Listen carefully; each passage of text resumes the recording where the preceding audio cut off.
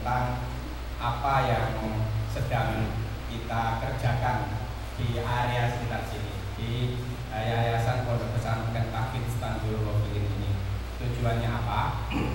Tujuannya kami merasa Bapak Ibu hadirin sekalian yang hari ini hadir dalam kesempatan ini adalah keluarga besar kami dan telah mempercayakan anak didiknya, putra putrinya untuk bisa mendapatkan pendidikan dan pembelajaran dari SD Tahfidz Tanjul Gofilin ini.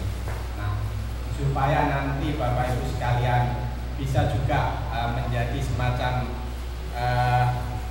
agent, artinya sebuah keluarga besar.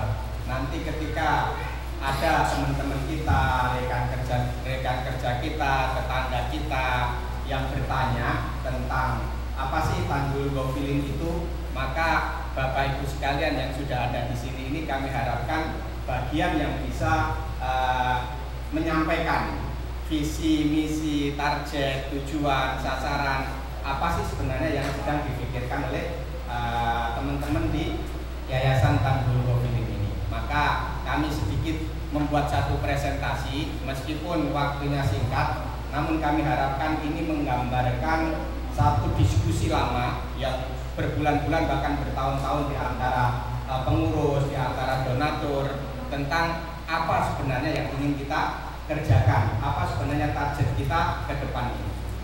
Bapak Ibu sekalian, ini saya mulai dengan satu presentasi karena beberapa slide ini saya ditanya, nanti kalau anak-anak itu menghafal Quran terus masa depannya seperti apa gitu kan?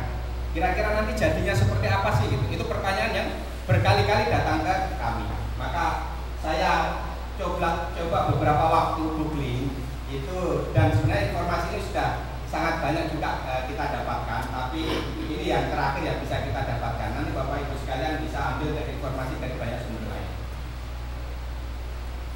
Ini berbagai beasiswa yang hari ini sedang berkembang. Dalam 5 tahun terakhir ini kami lihat universitas-universitas, kalangan-kalangan intelektual, kalangan akademis itu mulai sangat menghargai anak-anak yang mau mulai kecil itu menghafal Al-Quran. Seperti misalnya di Universitas Islam Indonesia, ini kalau nggak salah di Yogyakarta ya, dia memberikan beasiswa full malam ini, malah ini seluruh jurusan, termasuk jurusan kedokteran, jurusan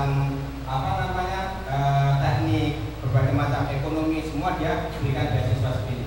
Kalau anak itu hafal 30 juz, dia akan bebas biaya studi bebas segala macam sumbangan, bahkan dapat bulanan. Kemudian kalau hafal 15 juz dia seperti ini. Jadi biaya studi tapi tidak dapat bulanannya saja. Lanjut. Universitas Islam Sultan Agung secara khusus dia untuk fakultas kedokterannya itu memberikan beasiswa 10 anak free mulai A sampai Z, mulai tahun pertama sampai tahun terakhir, sampai dia jadi dokter, 10 anak dia jamin. Kemudian UNS, ini rektornya sendiri ini. Jadi dia 8 orang penghafal Quran yang berada di fakultas kedokteran, fakultas ekonomi, fakultas ilmu sosial, ilmu politik.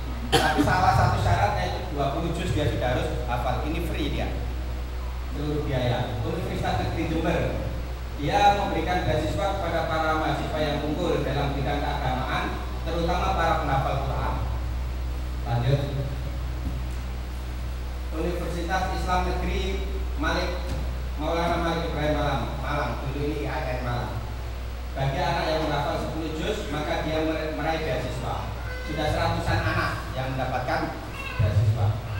Universitas Muhammadiyah Surakarta, dia memberikan beasiswa 50 sampai 60 anak yang punya hafalan berbagai tingkat, ada yang hafal 10 juz, 15 juz, 30 juz.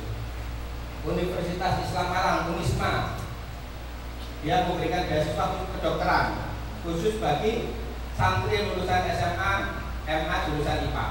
Artinya santri memang tidak mesti penghafal Quran di sini, tetapi kalau anak itu penghafal Quran, saya rasa menjadi poin yang sangat kuat untuk mengatakan dia itu dari santri, lulusan pesantren. Lanjut. Nah, beasiswa Kementerian Agama ini setiap tahun Kementerian Agama mengeluarkan beasiswa untuk anak-anak IPB, ITB, UNER dan IN yang dia punya background pesantren. Kemudian beasiswa kerjasama Kementerian Agama dengan Turki. Ini dia 1 tahun. Ini khusus penghafal Quran. 1 tahun dia kuliah di Universitas di Indonesia, 3 tahun kuliah di Universitas di Turki. Dan banyak lagi sebenarnya beasiswa yang lebih kecil-kecil untuk anak-anak penghafal Quran.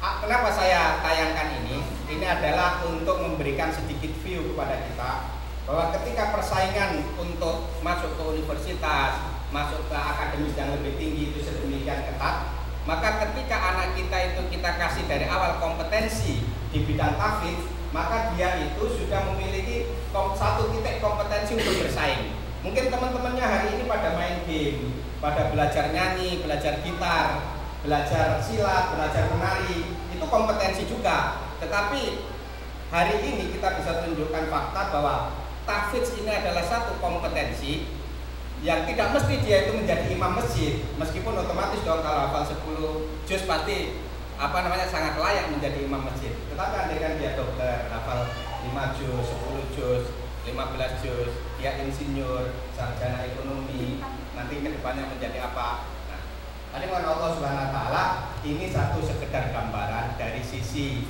akademis bahwasannya tahfidz ini adalah satu nilai yang hari ini kalangan akademis sudah mulai sangat menghargai. Ini yang lebih real lagi. Kalau tadi itu real di mata, kalau ini real di hati dan real di masa nanti. Janji Allah Subhanahu Wa Taala, membaca Al-Quran 1 huruf itu sama dengan 10 kebaikan. Ini semua kita sudah tahu. Jadi 1 huruf 10 kebaikan. Dari SD kelas 1 sampai SD kelas 6 lulus, kira-kira berapa ribu huruf yang dihafal oleh anak kita, berapa juta kebaikan yang sudah dia buat. Dan itu masa yang mungkin tidak akan kita temukan dalam hidup kita. Mungkin dulu SD kita seperti apa, jangankan baca Quran, terlalu banyak main mungkin. Tapi anak kita hari-hari akan seperti